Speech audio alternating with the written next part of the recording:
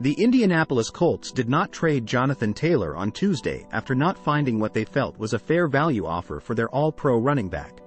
With no trade materializing Tuesday, Taylor remains on the physically unable to perform list, making him ineligible to play in at least the first 4 games of the season.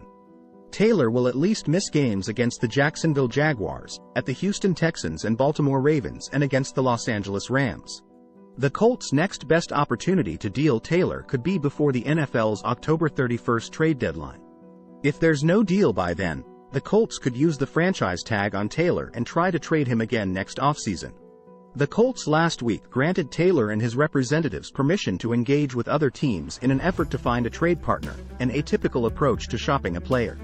The team issued a deadline of 4 p.m. Tuesday for a deal to come together, a timeline that lined up with the NFL's deadline requiring teams to trim rosters from 90 to 53 players. It also was a deadline for the Colts to make a determination on Taylor's roster status, as he had been relegated to the active, physically unable to perform list until now. Taylor has not practiced or played in the preseason, having been sidelined since undergoing ankle surgery. Taylor's standoff with Indianapolis harks back to the team's decision in May not to offer him a contract extension as he enters the final year of his rookie deal. Taylor led the NFL in rushing in 2021 with more than 1,800 yards before struggling with multiple setbacks with his ankle last season.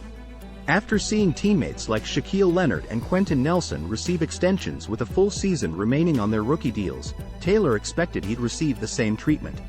But when it became apparent the team was not interested in reconsidering its stance, and as Taylor observed the financial landscape for elite running backs like Josh Jacobs and Saquon Barkley, he began to dig in.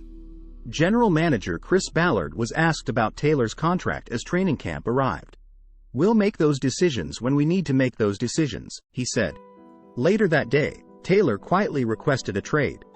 The Miami Dolphins had been among the teams most intrigued by Taylor, but the Colts' compensation requests they initially were seeking a first-round pick in exchange proved too rich for the rest of the league. The Colts' running back unit in Taylor's absence consists of veterans Zach Moss and Deion Jackson and rookie Evan Hull. Moss, who is still recovering from a broken arm sustained in training camp, has never rushed for more than 481 yards in a single season. Jackson's career high, set last season, is 236 rushing yards. The Colts released veteran Kenyon Drake on Sunday among several other players at the positions.